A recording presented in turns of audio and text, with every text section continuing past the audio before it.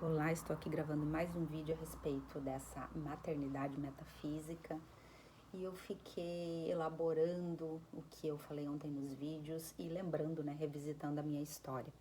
E quando eu me coloquei nesse lugar de revisitar a história para ver de um outro lugar as coisas, eu percebi o seguinte, que muitas dessas escolhas, elas não foram motivadas por uma intenção pura e genuína, e sim por uma necessidade de pertencer.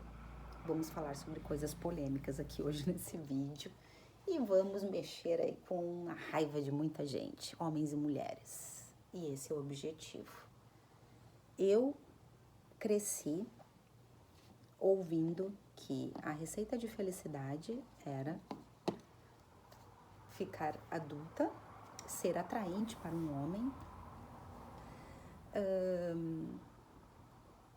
trabalhar, pagar suas contas, obviamente, mas em primeiro lugar, casar e ter filhos, né? Essa era a receita de felicidade.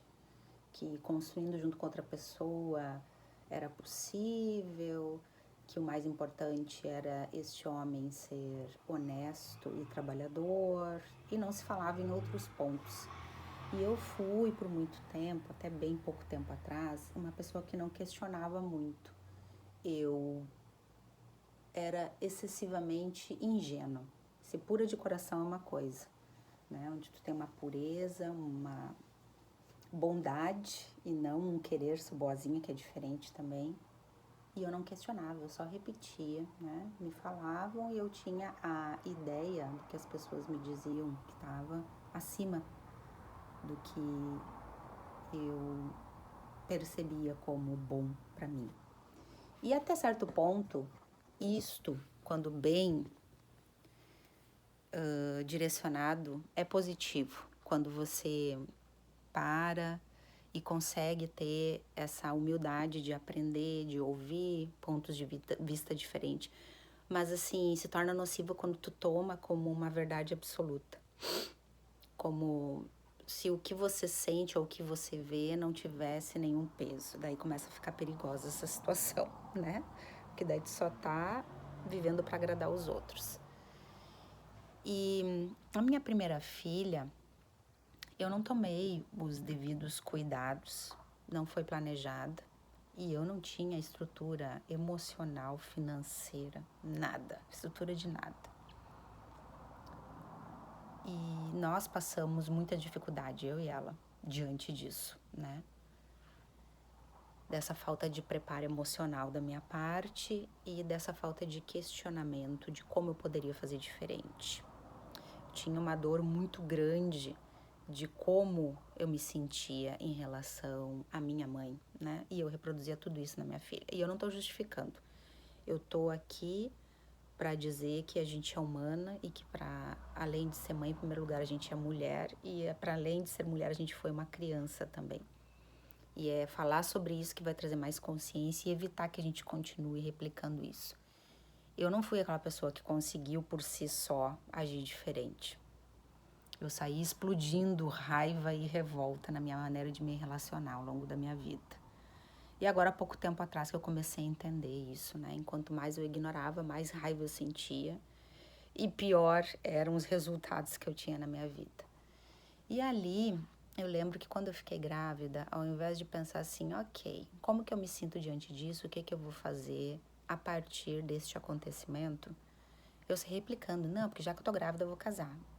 Eu nem sabia se eu queria casar naquele momento. Na verdade, há pouco tempo atrás, antes, eu tinha tido uma conversa com o pai da minha primeira filha. Eu tinha dito para ele que não era minha intenção, que tava legal a gente namorar, que eu queria ir amadurecendo e entendendo a respeito de trabalho, de profissão, o que eu iria seguir, e a gente ia construindo, e conforme fosse passando esse tempo, a gente ia ver, né? Se cabia casar, se cabia construir uma família. E daí, ai, nossa, tô grávida, vou casar.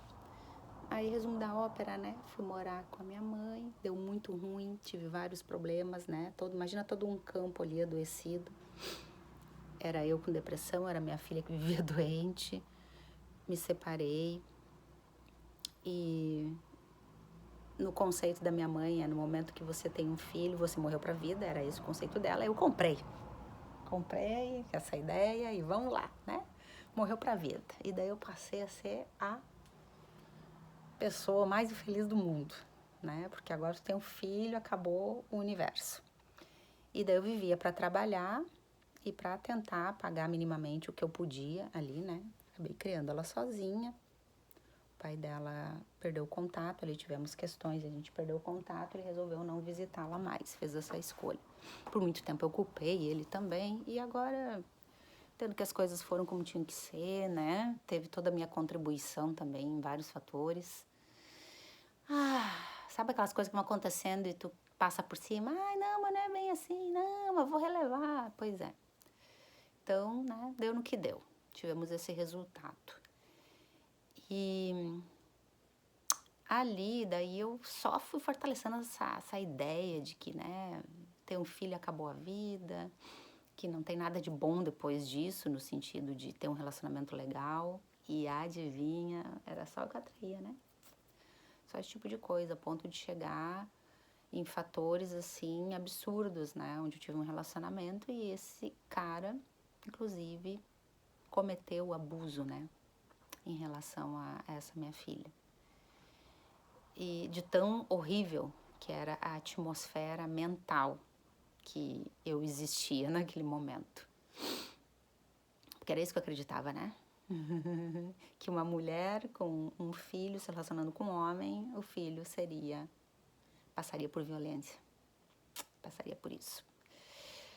E ali eu fui namorando algumas outras pessoas, tive outros relacionamentos que não chegaram a ter contato com a minha filha, né? Até que eu cheguei no pai da minha segunda filha, que daí ele começou a conviver com ela e também dava indícios de não ser uma pessoa legal para uma criança que vinha, né, através desse relacionamento, né, previamente. Mas também botei panos quentes, né, tá tudo bem, é o jeito dele, não é uma pessoa ruim, aquela história, né. Não é sobre perfeição, sabe, gente, é sobre valores, e daí eu passei por cima de vários valores meus. E daí passamos um período, né, de relacionamento e ele sempre deixou muito claro que ele queria muito um filho. E eu já tinha certo pra mim que eu não queria outro filho. E daí eu fui cedendo, e no sentido da escolha, a escolha foi minha, mas a motivação da escolha foi bem equivocada, porque eu não queria perder ele. Eu queria agradar a família dele, eu queria ser aceita pela família. E eu escolhi engravidar, depois de combinar previamente, né? Olha, já passei por isso, eu não quero ter que criar um outro filho sozinha. E você tem uma condição financeira mais organizada. Então, eu quero saber, né, que independente de o que vem acontecer lá na frente, se essa criança vai ter esse suporte ou não. E ele, não, eu entendo o teu lado, tudo. Beleza, né? A gente já morava junto, trabalhava, dividíamos as contas, meio a meio, porque eu já tinha uma filha, né? E ele nunca viu essa minha filha como filha dele. E assim, gente, vamos parar com essa papagaiada, né? De dizer que, eu sei que não vai substituir. Beleza, não vai substituir. O pai biológico sempre vai ser o pai biológico, esteja presente ou não, assuma ou não. Mas o parceiro que você escolhe para estar do teu lado tem que ser alguém que você confie e se sinta segura. E sim, tem que ocupar a função de pai. Ele não vai substituir o pai biológico, mas ele ocupa a função. E esse cara nunca ocupou a função. Porque ele é um cara que ainda vibra nessa ideia de separação, né? De achar que só os meus que são os protegidos e o resto que morra. E não é assim que a vida funciona. É a gente saber dar os limites, saber se posicionar, não querer ser a salvadora e a boazinha, mas também não achar porque a pessoa tá fora do teu círculo ou fora do que te agrada que você quer que ela morra. Não é assim que funciona, né, gente? É a gente ter esse bom senso, né? Assumir essa responsabilidade, porque se é isso que você tá replicando, é isso que você vai receber. Enfim, escolhas. Não estamos aqui para dizer o que é certo ou errado, mas sim para deixar as claras, né, de como que funcionam as coisas aqui nessa experiência. E ali eu fiz essa escolha motivada, de uma maneira bem equivocada, não pensando em mim em primeiro lugar. E quando eu decidi gravar esse vídeo,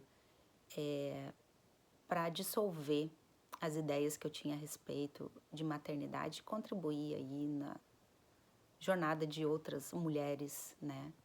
Porque quando uma mulher se posiciona e decide viver de uma maneira diferente, ela recebe muitos julgamentos nocivos, muitas críticas e muitas condenações. Mas eu vou te dizer assim que isso para mim não faz diferença nenhuma, né? Porque são pessoas que nunca estiveram do meu lado verdadeiramente e não é agora que vão estar, né? E pessoas que não conseguem entender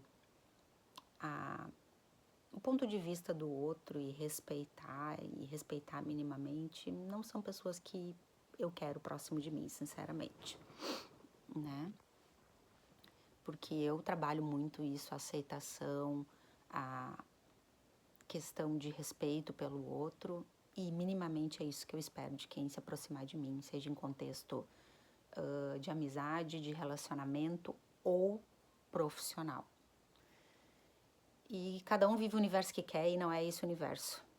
Definitivamente não é esse o universo que eu quero para mim. E aí, para falar sobre a história da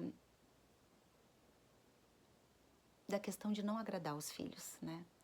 Quando eu escolhi que a minha filha poderia morar com o pai, fui conversar com ele e ele achou uma boa opção, eu sabia que em algum momento, conhecendo a pessoa, ele agiria de determinada forma. E daí não é sobre pensar negativo ou positivo, é sobre entender o contexto, né? Que a pessoa está escolhendo viver, a maneira como ela está escolhendo se relacionar. Eu sabia que teriam desafios para minha filha, né? Teria a parte boa, e por isso que eu cogitei essa possibilidade, e teria a parte do desafio. E principalmente a maior motivação quando eu decidi conversar com ele sobre essa possibilidade dela morar com ele, quando ela estava perto de fazer 5 anos, foi sobre uma questão de segurança financeira. Naquele momento, eu não podia oferecer o conforto que ele poderia. Mesmo ele pagando a pensão e eu trabalhando, era apertado, né, para mim. E eu já tinha colocado muito certo, assim, que eu gostaria de viver a minha vida de uma forma diferente, a maternidade de uma forma diferente.